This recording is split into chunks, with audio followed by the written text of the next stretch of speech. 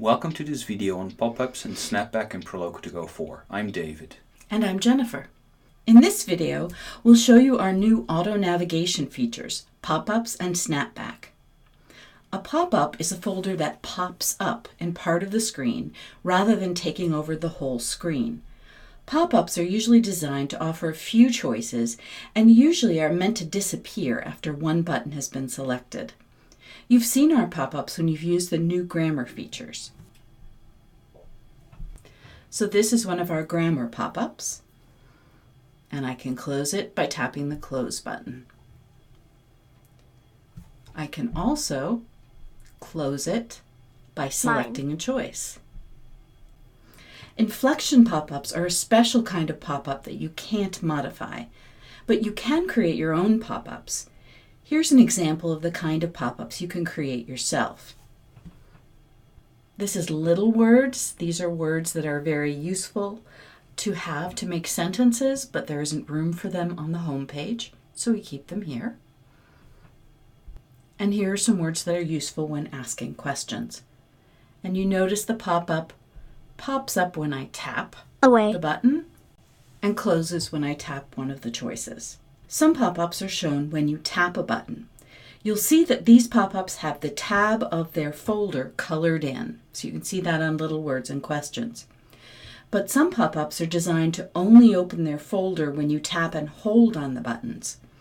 For these buttons, the right corner of the button is colored in to show that it will do something different if you tap on it than if you tap and hold it. So on the home page here, you can see this on the Sum button. If I just tap the button, it says Sum. If I tap and hold the button, you'll see a pop-up that gives me sum and some other forms that are based on the word sum. So I can either close the pop-up or choose something to close the pop-up. There's nothing special you need to do to a folder to make it a pop-up. Any folder can be opened in a pop-up. You set whether a folder is opened as a pop-up or opened in the regular way in the button that links to the folder. Here's how you do it. Let's say we're shopping for furniture and we want to add a pop-up for colors to the furniture folder. I'll go to Things and Furniture. And I'm going to go into edit mode.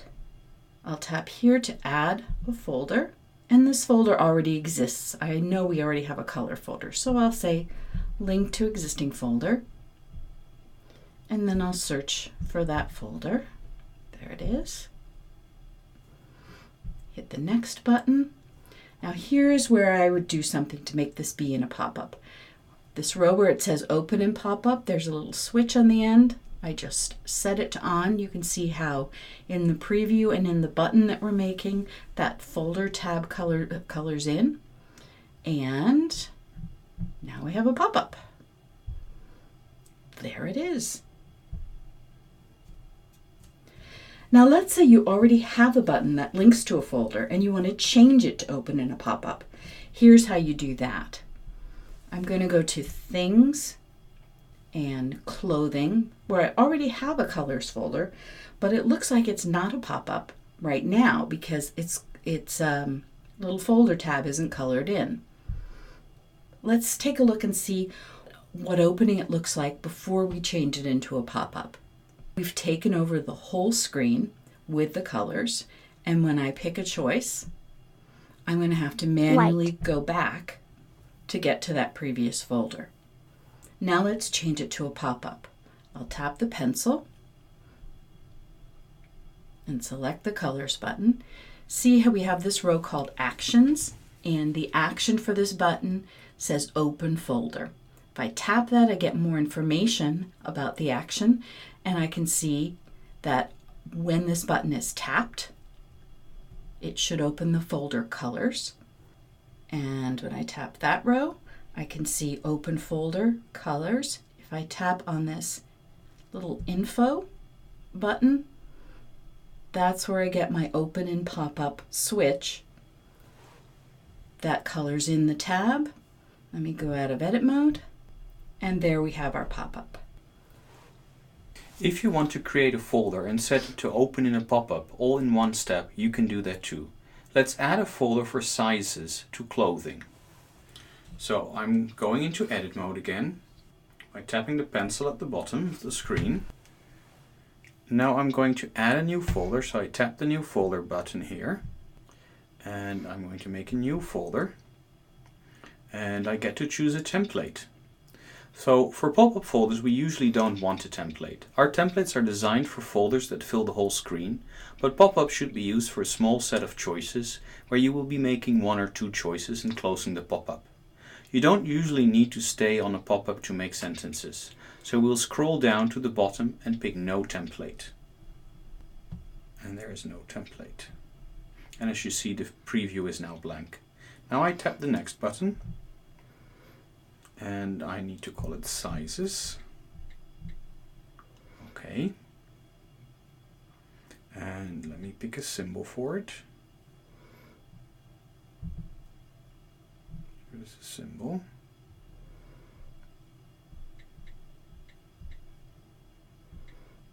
I actually like that one. Okay, so I've picked a symbol. I go back to the folder properties. You'll notice there are two switches here. There is a switch for manual layout for each grid size. You can choose this option to create a folder that allows you to put buttons anywhere on the screen. We'll be talking about this kind of folder in another video. For most pop-ups, leave this choice set to off. Proloquo2Go will take care of laying out the buttons in your pop-up in a small cluster around the button the pop-up appears from. So what I will turn on is Open in Pop-up. And you see again that the tab colors in the preview. So I'm done now. I press the Done button. And there I have my sizes pop-up. I can double tap to enter that folder. And now I'm going to add some buttons. Let's first add a button for small.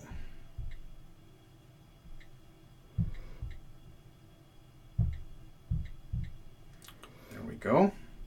Now let's add a button for medium.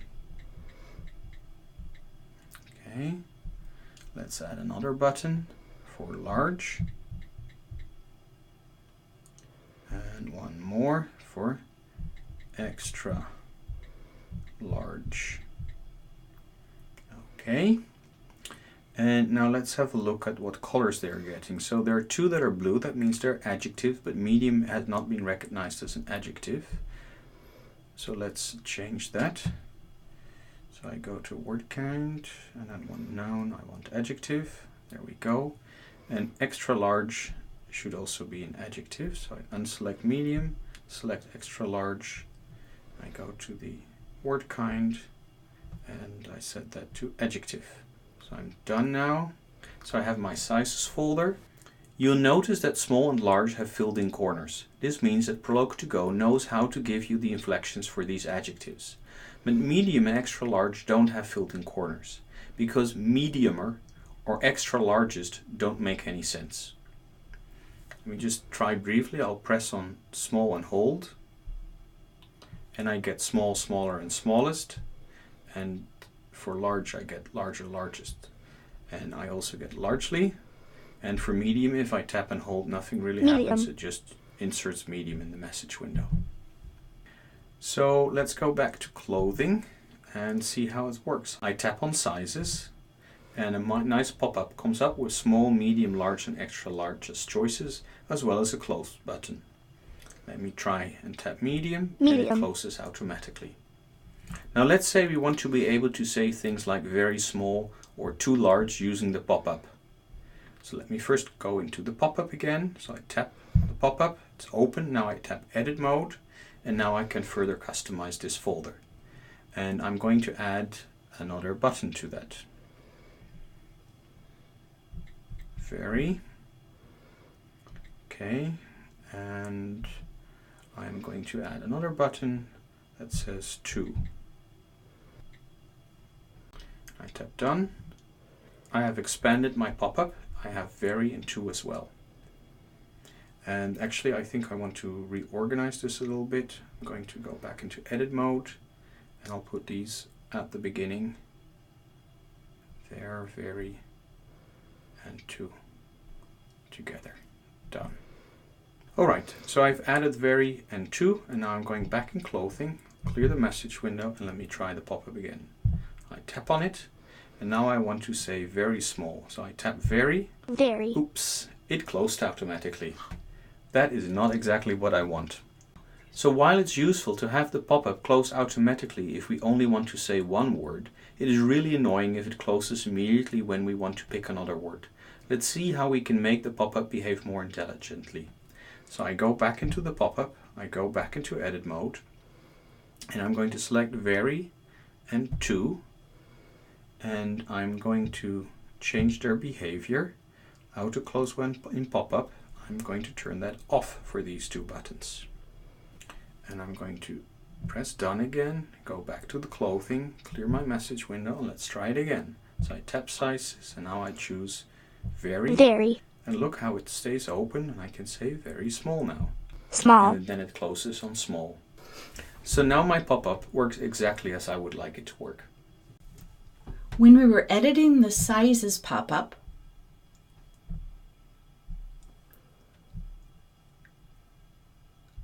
we can see that there are three choices here for auto close. One of these choices is default. Default usually means do what you usually do in this case. We've set these two buttons to be off, but usually what you'll see here selected is default. So where does this default information come from? Well, there's two different places you can set it. One place, which we'll show you about in more detail in a different video, is here in this folder tab. In this area, I can configure the behavior of all of the buttons in a folder. And as you can see, auto close when in pop-up is also available here. So if I wanted to set all of the buttons in the folder at once, I could use this. There's another place where you can control the behavior of buttons and pop-ups, and that's in Options. So I'm going to tap the gears icon and go into Interaction. We have a section here called Automatic Navigation. This is where you control pop-up behavior. We've got two choices for pop-ups here. Turning on auto-close pop-ups means that by default, anytime you tap a button in a pop-up, the pop-up will close. Auto-close pop-ups is on by default. You can turn it off if you want to give the user the opportunity to explore every pop-up without having to reopen it.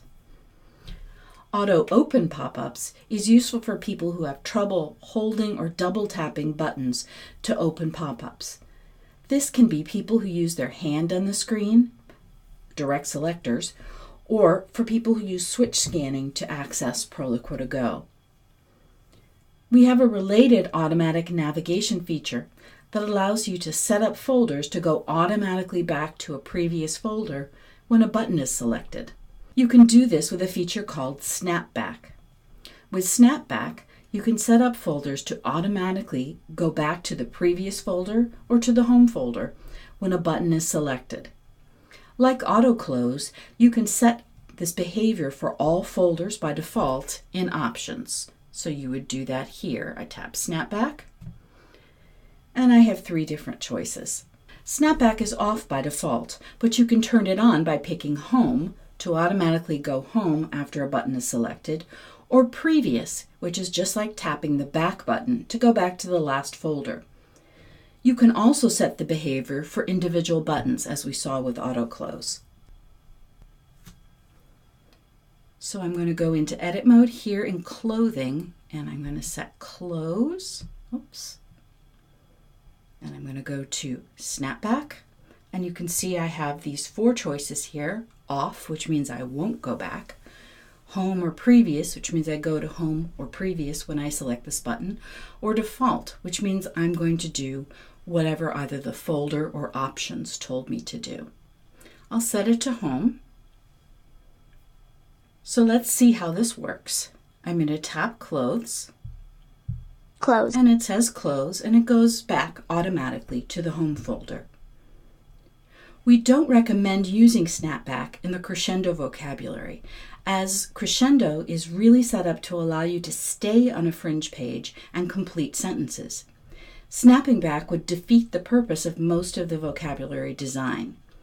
Snapback also makes it very difficult for a user to freely explore the vocabulary, which is one of the best ways to discover and learn new words. But this feature is here to use if you find situations where it will help save steps for users who may not be comfortable yet with navigation. And with that, we've come to the end of this video. We would very much recommend that you check out our resources on the website, things such as a downloadable manual, tutorials, but also take a look at our Facebook groups. We have a Facebook group for adult AAC users, one for family members of Proloquo2Go and Proloquo for Text users, and also one for professionals working with Proloquo2Go and Proloquo for Text users.